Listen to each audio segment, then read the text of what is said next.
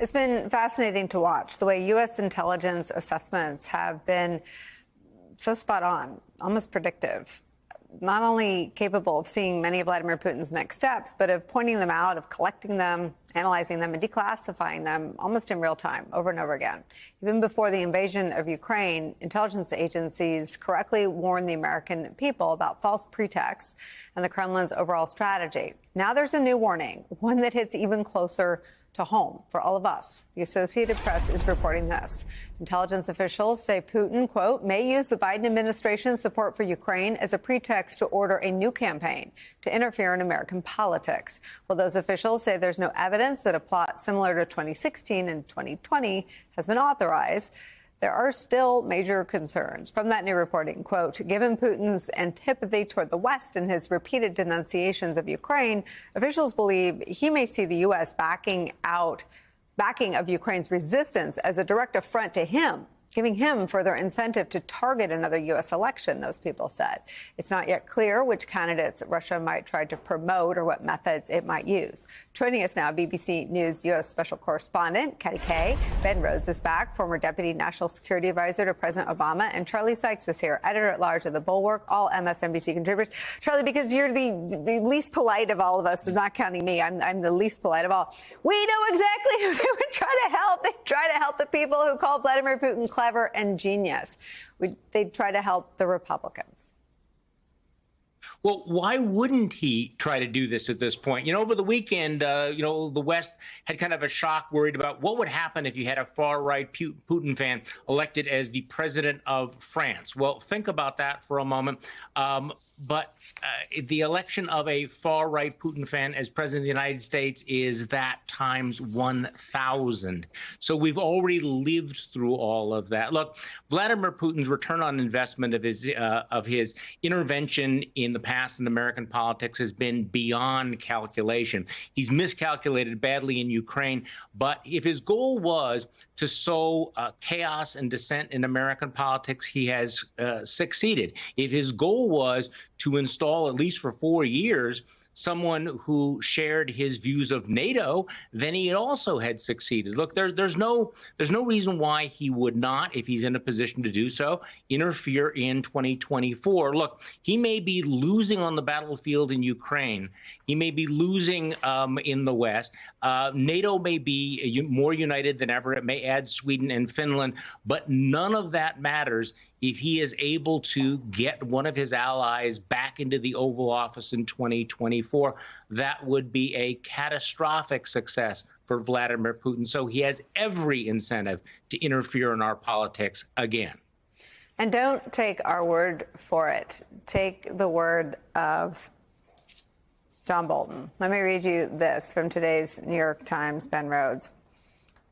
This is from a piece entitled, "This Was Trump Pulling a Putin." When I asked whether he believed Trump could be viewed as an authoritarian, John Bolton replied, quote, "He's not smart enough to be an authoritarian. But had Donald Trump won in 2020, Bolton told me, in his second term, he might well have inflicted, quote, damage that might not be reparable." I asked whether his same concerns would apply if Trump were to gain another term in 2024. Bolton answered with one word. Yes. I mean, the thing is, just like Charlie wasn't subtle about who Putin would be interfering to help, the reality is we don't have to be subtle about the fact that we know Donald Trump wanted to pull out of NATO. Multiple advisors have said that he wanted to do that and was restrained from doing so. I cannot think of anything that could be better for Vladimir Putin than maybe not pulling out of NATO, but certainly having a president who would not even say aloud the Article 5 commitment to the common defense of NATO allies until he was literally dragged into doing it, who basically fought with our key European allies throughout his presidency. Having somebody like that in the White House at the height of the most significant conflict in Europe since World War II would be a massive strategic victory for Vladimir Putin. It would create chaos among the alliance that's going to have to hang together for at least the next 3 years. I think, tragically, given the way this war looks, we're in a much longer potential struggle with either Russia or autocracy generally. And frankly, in the battle between democracy and autocracy in the world, which I think is the right framing that President Biden has used, you would have somebody on the wrong side of that battle in the White House if Donald Trump gets back in the White House for 4 more years. So, of course, he has every incentive to interfere in this election, and he has every incentive to potentially try to go beyond what he's done in the past, which is social media and the hacking and releasing the emails, and to cross that line into things like trying to interfere with the election itself, right, which was always the worst-case scenario. Maybe not capable of swinging votes, but creating havoc by trying to crash election infrastructure. You could see him try to do that to not only try to help Donald Trump, but potentially just throw the results in such doubt that it creates chaos here in the United States. Yeah, and Katty Kay, the harrowing scenario that was described to me, and I've said this on the show before by a former DOJ prosecutor, is that we've gotten better at protecting ourselves in some ways, but we've become more divided, more fractured, and one of the two parties does not have faith in our elections thanks to Donald Trump. You got a big chunk, 30% of the country, that doesn't think the results of what Chris Krebs described as the most secure election in America's history is legit. So you've got a country like pre-broken, pre-crumbled. And when he analyzed the comments that people like Tucker Carlson, Mike Pompeo, and Donald Trump made on the eve of the invasion of Ukraine, he said that's all they have to do. Call him genius, call him clever, say nice things about him. They can circulate in a loop on Russia Today, and their aid from Russia is secure.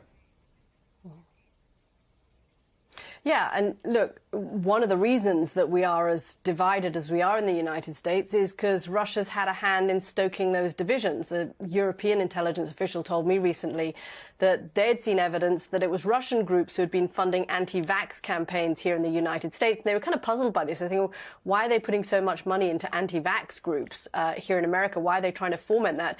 And it's pretty clear it's really being done just to stoke those kind of divisions, and there's some correlation between anti-vax groups and Donald Trump supporters, and so that ties in together as well.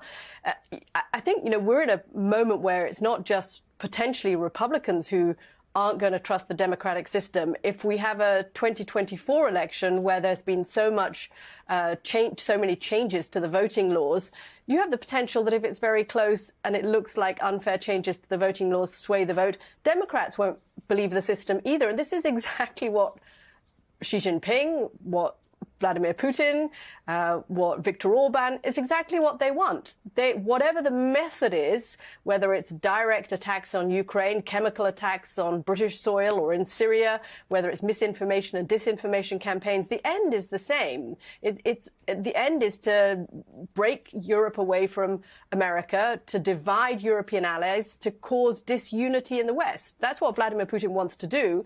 He'll just pick whatever tool it is to get there. So it doesn't surprise me at all that he would try to interfere in the next election. In fact, the only thing that would surprise me is that he wouldn't try to interfere.